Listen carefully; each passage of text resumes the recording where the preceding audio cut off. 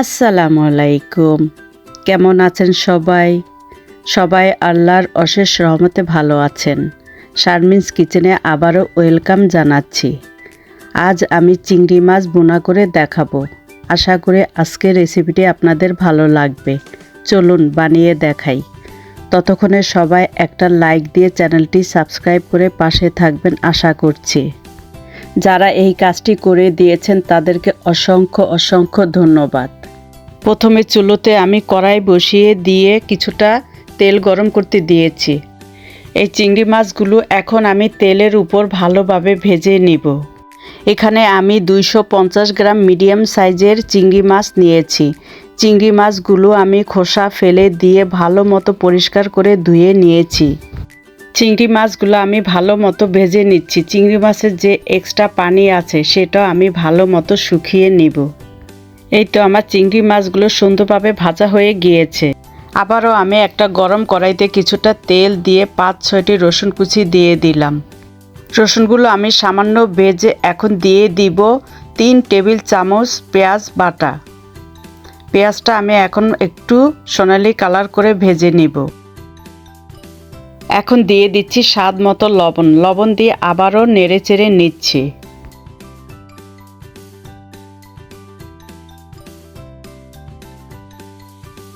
এখন দিয়ে দিলাম সামান্য পানি দিয়ে আবারও ভালো মতো নেড়ে নিচ্ছি। পেঁয়াজটা আমি ভালো মতো কষিয়ে নিয়েছি। এখন দিয়ে দিব গুঁড়া মশলা। প্রথমে আমি দিয়ে দিচ্ছি 1/2 চামচ কারি পাউডার, 1 চামচ জিরে পাউডার, 1/2 চামচ হলুদ গুঁড়ো, আর দিয়ে দিচ্ছি 1 চামচ লাল মরিচের গুঁড়ো, আর দিয়ে দিচ্ছি 1/2 চামচ ধনিয়া গুঁড়া দিয়ে আমি ভালোভাবে নেড়ে চেড়ে নিচ্ছি।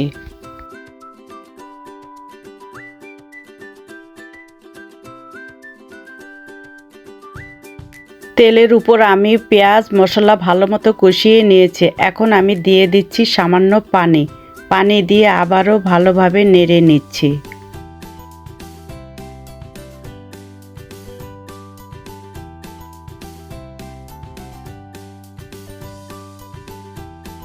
নেড়ে চেড়ে দিয়ে আমি ভালো মতো কষিয়ে নিচ্ছি। এই তো আমার মশলা কষানো হয়ে গিয়েছে, তেল ভেসে উঠেছে। এখন আমি দিয়ে দিলাম আগে থেকে ভেজে রাখা সেই চিংড়ি মাছগুলো। এখন আমি চিংড়ি মাছ দিয়ে ভালো মতো নেড়ে চেড়ে নিচ্ছি।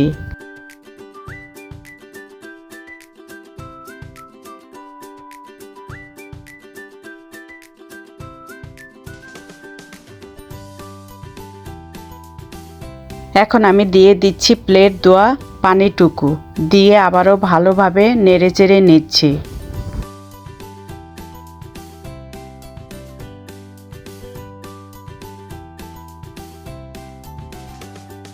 দিয়ে দিলাম 3টি তেজপাতা।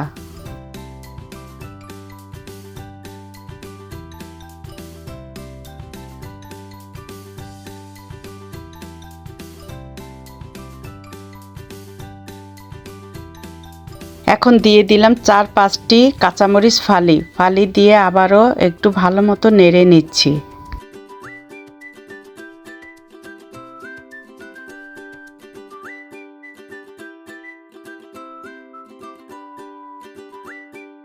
সব শেষে আমি দিয়ে দিলাম কিছুটা ফ্রেশ ধনেপাতা কুচি।